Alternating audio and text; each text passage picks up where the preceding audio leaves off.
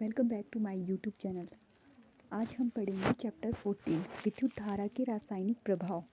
तो चलो स्टार्ट करते हैं। आपके अभिभावकों ने संभवतः आपको यह चेतावनी दी होगी कि गीले हाथों से किसी भी वैद्युत संयंत्र को ना छुएं।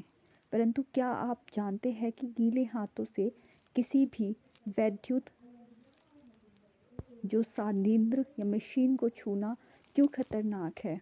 हम पहले ही सीख चुके हैं कि जो पदार्थ अपने से होकर विद्युत धारा को प्रभावित होने देते हैं वे विद्युत धारा के सुचालक होते हैं। इसके विपरीत जो पदार्थ अपने से होकर विद्युत धारा को आसानी से प्रभावित नहीं होने देते हैं वे विद्युत के हीन चालक होते हैं। कक्षा 6 में यह जांच करने के लिए कि कोई पदार्थ अपने से विद्युत धारा को प्रभावित होने देता है या नहीं, हमने एक संपरीक्षित बनाया था। क्या आपको याद है इसे सुनिश्चित करने से संपरीक्षित ने हमारे किस प्रकार सहायता की थी? हमने देखा था कि धातुएं जैसे तांबा तथा एल्युमिनियम विद्युत का चालन करते हैं, जबकि कुछ पदार्थ जैसे रबड़, प्लास्टिक तथा लकड़ी विद्युत का चालन नहीं करते। तथापि अभी तक हमने संपरीक्षित टेस्टर से केवल उन पदार्थों की जांच की थी जो ठोस अवस्था में थे। लेकिन द्रवों के प्रकरण में क्या होता है? क्या द्रव भी विद्युत चालन करते हैं? आइए ज्ञात करें। पहेली तथा भुजो आपको स्मरण कराना चाहते हैं कि हमें प्रयोग करते समय कभी भी मुख्य तारों मेंस अथवा जनित्र या प्रदीपक इन्वर्टर से विद्युत आपूर्ति नहीं करनी चाहिए। यहाँ सुझाए सभी क्रियाकलापों में केवल विद्युत सेल का ही उपयोग करना चाहिए। क्या द्रव विद्युत चालन करते हैं? यह जांच करने के लिए कि द्रव अपने से होकर विद्युत धारा को प्रभावित होने देते हैं या नहीं, हम उसी संपरीक्षित का प्रयोग कर सकते हैं। तथापि अब हम सेल के स्थान पर बैटरी का उपयोग करेंगे। संपरीक्षित का उपयोग करने से पहले हम यह भी परीक्षण करेंगे कि वह कार्य कर रहा है या नहीं। क्रियाकलाप 14.1 संपरीक्षित के सिरों को क्षण भर के लिए एक दूसरे से स्पर्श कराइए। ऐसा करते ही संपरीक्षित का परिपथ पूरा हो जाता है और बल्ब दीप्त हो जाना चाहिए। तथापि यदि बल्ब दीप्त नहीं होता तो इसका अर्थ है कि संपरीक्षित कार्य नहीं कर रहा है। क्या आप इसके संभावित कारण बता सकते हैं? क्या यह संभव है कि तारों के संयोजन शिथिल हो या फ्यूज बल्ब हो गया हो? क्या आपके सेल बेकार हो गए हो? जांच कीजिए कि सभी संयोजन कसे हुए हैं या नहीं। यदि संयोजन पहले से ही कसे हुए हैं तो बल्ब को बदल दीजिए। अब फिर जांच कीजिए कि संपरीक्षित कार्य कर रहा है या नहीं। यदि यह अब भी कार्य नहीं कर रहा है तो सेलों को बदल दीजिए। इस प्रकार जब संपरीक्षित भली भांति कार्य करने लगे तो इसका उपयोग विभिन्न द्रव्यों का परीक्षण करने के लिए कर सकते हैं। चेतावनी: अपने संपरीक्षित की जांच करते समय इसके तारों के स्वतंत्र सिरों को केवल कुछ क्षणों से अधिक स्पर्श न कराएं, अतः बैटरी के सेल अत्यंत शीघ्रता से समाप्त हो जाएंगे। क्रियाकलाप 14.2 बेकार फेंकी गई बोतलों के प्लास्टिक या रबड़ के कुछ ढक्कन एकत्र करके उन्हें साफ करिए। एक ढक्कन में एक चाय के चम्मच के बराबर नींबू का रस या सिरका उड़ेलिए। अपने संपरीक्षित को इस ढक्कन को लाकर उसके सिरों को नींबू के रस या सिरके में डुबोइए। ध्यान रखिए कि दोनों सिरे परस्पर 1 सेंटीमीटर से अधिक दूरी पर ना हो, लेकिन इसी के साथ साथ वे एक दूसरे को स्पर्श भी ना करें। क्या संपरीक्षित का बल्ब दीप्त होता है? क्या नींबू का रस या सिरका विद्युत का चालन करता है? नींबू के रस या सिरके को आप सुचालक या हीन चालक में से किस वर्ग में रखेंगे? जब संपरीक्षित के दोनों सिरों के बीच का द्रव अपने से विद्युत धारा को प्रभावित होने देता है तो संपरीक्षित का परिपथ पूरा हो जाता है। परिपथ में विद्युत धारा प्रभावित होती है तथा बल्ब दीप्त हो जाता है। जब कोई द्रव विद्युत धारा को अपने से प्रभावित होने नहीं देता तो संपरीक्षित्र का परिपथ पूरा नहीं होता तथा बल्ब दीप्त नहीं होता। कुछ स्थितियों में द्रव के चालक होने पर भी संभवतः हो सकता है कि बल्ब दीप्त ना हो। ऐसा क्रियाकलाप 14.2 में भी हो सकता है। इसका क्या कारण हो सकता है? क्या आपको याद है कि बल्ब से विद्युत धारा प्रभावित होने पर वह दीप्त क्यों होता है? विद्युत धारा के ऊष्मीय प्रभाव के कारण बल्ब का तंतु उच्च ताप तक गर्म होकर दीप्त हो जाता है।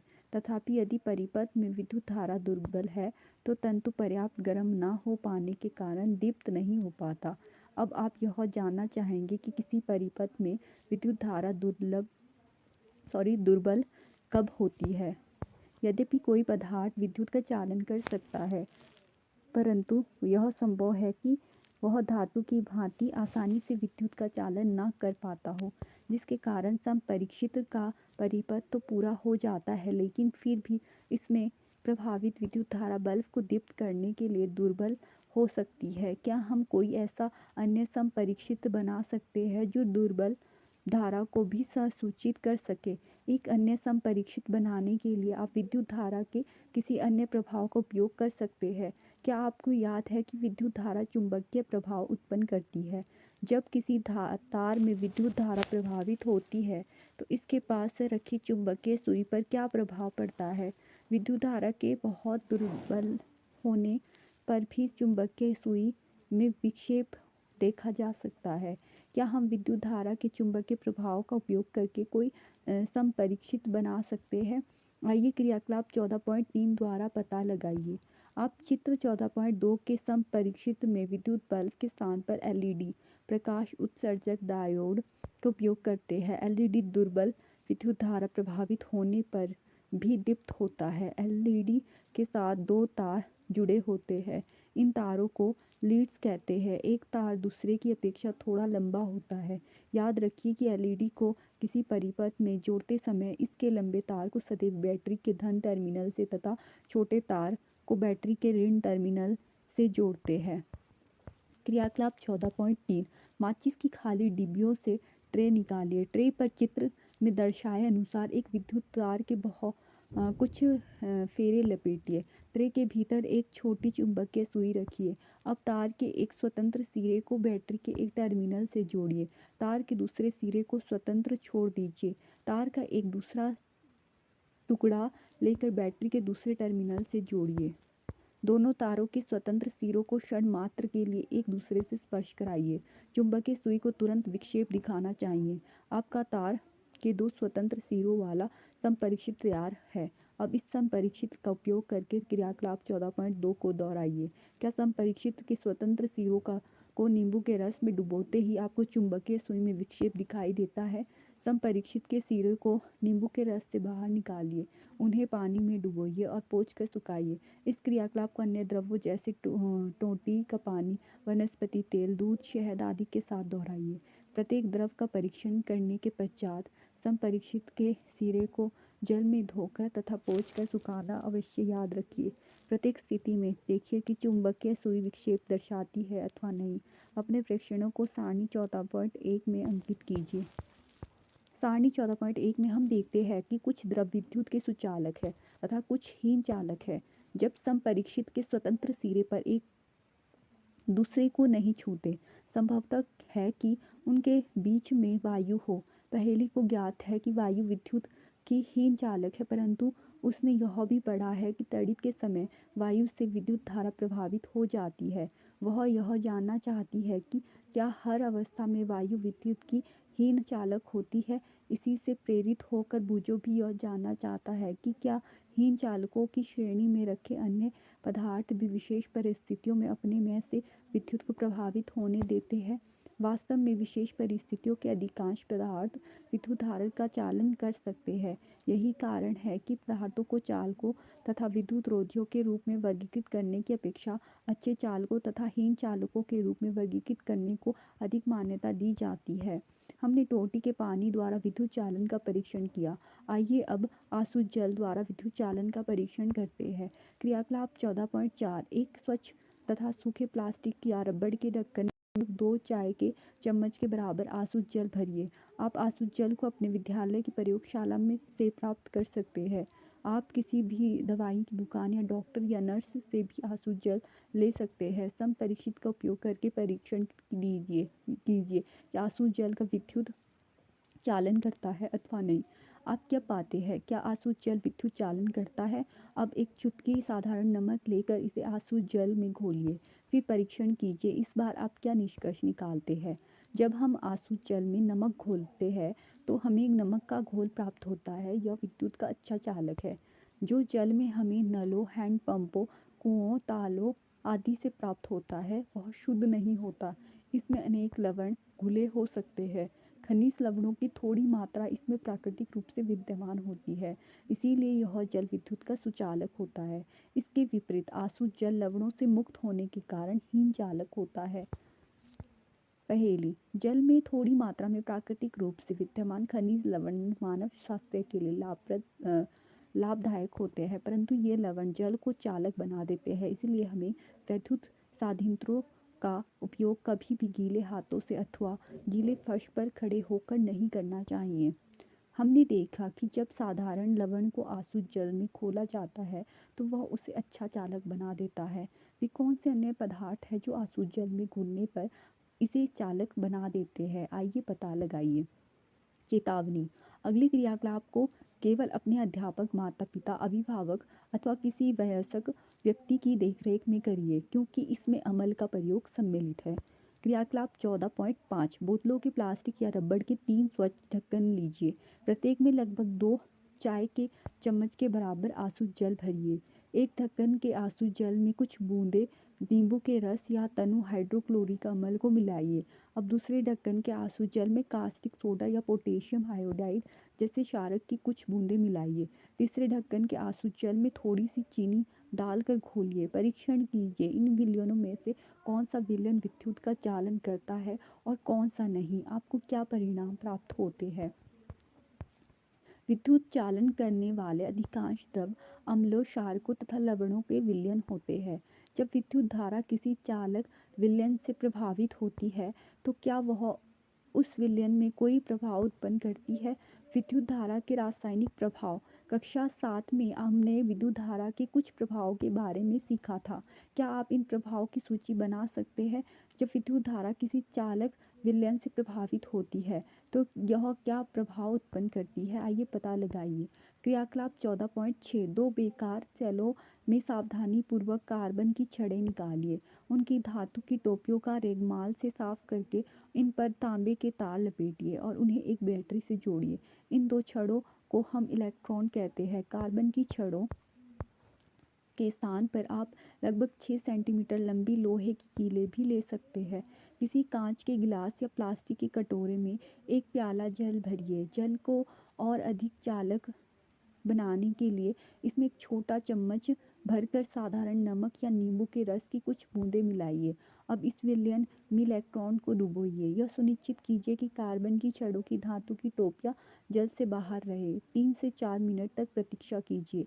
इलेक्ट्रॉनों को ध्यानपूर्वक देखिए। क्या आप इलेक्ट्रॉनों के समीप किसी गैस के बुलबुले देख पाते हैं?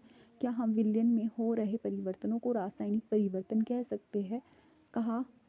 कक्षा जो 7 में पढ़ी गई रासायनिक परिवर्तन की परिभाषा का स्मरण कीजिए। सन 1800 में एक ब्रिटिश रसायनज्ञ विलियम निकलसन ने यह दर्शाया था कि यदि इलेक्ट्रॉन जल में डूबे हो तथा उनके द्वारा विलयन से विद्युत धारा प्रभावित की जाए तो ऑक्सीजन तथा हाइड्रोजन के बुलबुले उत्पन्न होते हैं। ऑक्सीजन के बुलबुले बैटरी के धन टर्मिनल से जुड़े इलेक्ट्रॉन पर तथा हाइड्रोजन के बुलबुले दूसरे इलेक्ट्रॉन पर बनते हैं। किसी चालक विलयन से विद्युत धारा प्रभावित होने पर रासायनिक अभिक्रिया होती है। इसके फलस्वरूप इलेक्ट्रोडों पर गैस के बुलबुले बन सकते हैं। इलेक्ट्रोड होता है पर धातु के निक्षेप देखे जा सकते हैं। विलयनों के रंग में परिवर्तन हो सकते हैं। यह रासायनिक अभिक्रिया उपयोग किए जाने वाले विलयन तथा इलेक्ट्रॉनों पर निर्भर करती है। ये विद्युत धारा के कुछ रासायनिक प्रभाव है।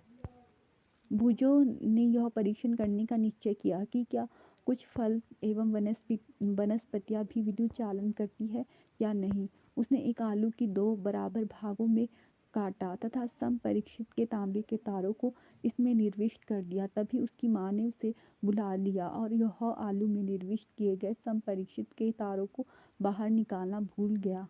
लगभग आधे घंटे के पश्चात जब वह वापस आया तो उसने देखा कि आलू में एक तार के चारों ओर नीला हरा तथा धब्बा बन गया है, जबकि दूसरे तार के चारों ओर ऐसा कोई धब्बा नहीं बना है। उसने इस प्रेक्षण में बड़ा आश्चर्य हुआ। उसने पहेली के साथ इस क्रियाकलाप को कई बार दोहराया। उन्होंने पाया कि हर बार धन टर्मिनल से संयोजित तार के चारों ओर ही नीला हरा धब्बा बनता है। उन्होंने अनुभव किया कि यह खोज अत्यंत लाभप्रद है, क्योंकि इसका उपयोग किसी बॉक्स में छिपी बैटरी या सेल के धन टर्मिनल की पहचान करने के लिए किया जा सकता है। उन्होंने अपनी इस खोज को बच्चों की एक पत्रिका में छपवाने का निश्चय किया। याद रखिए कि बूजो ने इस परीक्षण से प्रारंभ किया था कि आलू विद्युत चालन करता है या नहीं। उसने पाया कि विद्युत धारा आलू में एक रासायनिक प्रभाव उत्पन्न करती है। उसके लिए यह अत्यंत उत्तेजक खोज थी। वास्तव में विज्ञान में कभी कभी ऐसे भी होता है कि आप खोज किसी चीज़ को रहे होते हैं और आप कुछ अन्य खोज कर लेते हैं। अनेक महत्वपूर्ण खोजें इसी प्रकार से हुई है। विद्युत लेपन। स्मरण कीजिए, बिल्कुल नई साइकिल का हैंडल तथा पट्टियों के रिम कितने चमकदार होते हैं, तथापि यदि दुर्घटनावश इनमें खरोंच पड़ जाए तो चमकदार परत उतर जाती है और उसके नीचे की सतह इतनी चमकदार नहीं होती है। आपने कुछ महिलाओं को ऐसे आभूषण पहनते हुए भी देखा होगा जो देखने में सोने के प्रतीत होते हैं, तथापि लगातार उपयोग से उनकी सोने की परत उतर जाती है और नीचे की चांदी या किसी अन्य धातु की सतह दिखाई देने लगती है। इन दोनों ही परिस्थितियों में एक धातु के ऊपर दूसरे धातु की परत चढ़ी होती है। क्या आप जानते है कि एक धातु की सतह के ऊपर दूसरी धातु की परत किस प्रकार निक्षेपित कर दी जाती है? आइए इसे स्वयं करके देखें। क्रियाकलाप 14.7। इस क्रियाकलाप के लिए हमें कॉपर सल्फेट तथा लगभग 10 सेंटीमीटर मल्टीप्लाई 4 सेंटीमीटर साइज की तांबे की 2 प्लेटें चाहिए। किसी स्वच्छ तथा सूखे बीकर में 250 ml आंसू जल लीजिए। इसमें चाय की 2 चम्मच भरकर कॉपर सल्फेट घोलिए। अधिक चालक बनाने के लिए कॉपर सल्फेट विलयन में कुछ बूंदें तनु सल्फ्यूरिक अम्ल की डालिए। तांबे की प्लेटों को रेगमाल से साफ कीजिए। इन्हें पानी में धोकर सुखाइए। तांबे की प्लेटों की एक बैटरी के टर्मिनल से संयोजित कीजिए और उन्हें कॉपर सल्फेट के विलयन में डुबोइए। परिपथ में लगभग 15 मिनट तक विद्युत धारा प्रवाहित होने दीजिए। अब विलयन में से इलेक्ट्रॉनों को हटाइए तथा उन्हें ध्यानपूर्वक देखिए। क्या उसमें से किसी एक में कुछ अंतर पाते हैं? क्या आप इस पर कोई परत चढ़ी देखते हैं? इस परत का रंग कैसा है? बैटरी के उस टर्मिनल को नोट कीजिए जिससे ये इलेक्ट्रॉन संयोजित है। विद्युत लेपन के क्रियाकलाप को करने के पश्चात पहेली ने इलेक्ट्रॉनों को आपस में बदल कर क्रियाकलाप को दोहराया। आपके विचार से इस बार वह क्या प्रेक्षण करेगी? जब कॉपर सल्फेट विलयन में विद्युत धारा प्रभावित की जाती है तो कॉपर सल्फेट कॉपर तथा सल्फेट में वियोजित हो जाता है। स्वतंत्र कॉपर बैटरी के ऋण टर्मिनल से संयोजित इलेक्ट्रॉन की ओर आकर्षित होता है तथा उस पर निक्षेपित हो जाता है। लेकिन विलयन में कॉपर के क्षय की पूर्ति कैसे होती है? दूसरे इलेक्ट्रॉन से जो तांबे की प्लेट से बना है समान मात्रा का कॉपर विलयन में घुल जाता है। इस प्रकार विलयन में से जो कॉपर कम हुआ वह विलयन से पुनः स्थापित हो जाता है और वह प्रक्रिया चलती रहती है। इसका अर्थ हुआ कि इस विद्युत लेपन प्रक्रिया में एक इलेक्ट्रॉन से कॉपर दूसरे इलेक्ट्रॉन को स्थानांतरित होता जाता है। बूजो की तांबे की केवल एक प्लेट ही मिल पाई, इसीलिए उसने क्रियाकलाप 14.7 को तांबे की प्लेट के स्थान पर कार्बन की छड़ की बैटरी को बैटरी के ऋण टर्मिनल से संयोजित करके किया। उसे कार्बन की छड़ पर तांबे की परत चढ़ाने में सफलता प्राप्त हुई। विद्युत द्वारा किसी पदार्थ पर किसी वांछित धातु की परत निक्षेपित करने की प्रक्रिया को विद्युत लेपन कहते हैं। यह विद्युत धारा के रासायनिक प्रभाव का एक सर्वाधिक सामान्य उपयोग है। विद्युत लेपन अत्यंत उपयोगी प्रक्रम है। उद्योगों में धातु की वस्तुओं पर किसी दूसरी धातु की पतली परत विलेपित करने के लिए इसका व्यापक रूप में उपयोग किया जाता है। विलेपित किए जाने वाली धातु की परत में कुछ ऐसे वांछित गुण होते हैं उस वस्तु की धातु में नहीं होते जिस पर निक्षेपण किया जाता है। उदाहरण के लिए अनेक वस्तुएं जैसे कार के कुछ भागों, स्नान गृह की टोंटी, गैस बर्नर, साइकिल का हैंडल, पहियों की रिम आदि पर क्रोमियम का लेपन किया जाता है। क्रोमियम चमकदार दिखाई देता है, वह संक्षारित नहीं होता है, वह खरोंचे का प्रतिरोध करता है। तथापि क्रोमियम महंगा है तथा किसी पूरी वस्तु को क्रोमियम से बनाना आर्थिक दृष्टि से व्यवहारिक नहीं होता है, इसलिए वस्तु को किसी सस्ती धातु से बनाया जाता है और इस पर केवल क्रोमियम की परत ही निक्षेपित कर दी जाती है। आभूषण बनाने वाली सस्ती धातुओं पर चांदी तथा सोने का विद्युत लेपन करते हैं। ये आभूषण देखने में चांदी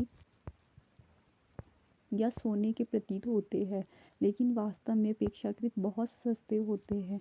खाद्य पदार्थों के भंडारण के लिए उपयोग किए जाने वाले टीन के डिब्बों में लोहे के ऊपर टीन का विद्युत लेपन किया जाता है।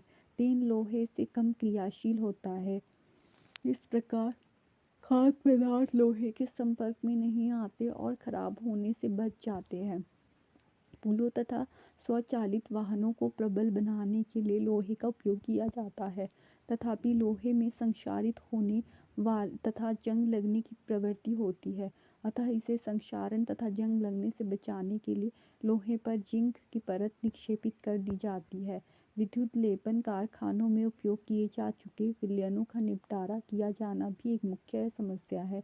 यह एक प्रदूषणकारी अपशिष्ट है तथा पर्यावरण संरक्षण के लिए इस प्रकार के प्रदूषकों के निपटारे के लिए विशिष्ट दिशा निर्देश दिए गए हैं। आपने क्या सीखा? कुछ द्रव विद्युत के सुचालक है तथा कुछ हीन चालक है। विद्युत चालन करने वाले अधिकांश द्रव अम्लों, क्षारकों तथा लवणों के विलयन होते हैं। किसी चालक द्रव में विद्युत धारा प्रभावित होने पर रासायनिक अभिक्रिया होती है, इसे विद्युत धारा का रासायनिक प्रभाव कहते हैं। विद्युत धारा द्वारा किसी पदार्थ पर वांछित धातु की परत निक्षेपित करने की प्रक्रिया को विद्युत लेपन कहते हैं। Thank you for watching. अगर मेरे द्वारा दी गई इन्फॉर्मेशन आपको महत्वपूर्ण लगती है तो मेरे चैनल को लाइक, शेयर और सब्सक्राइब कर लें।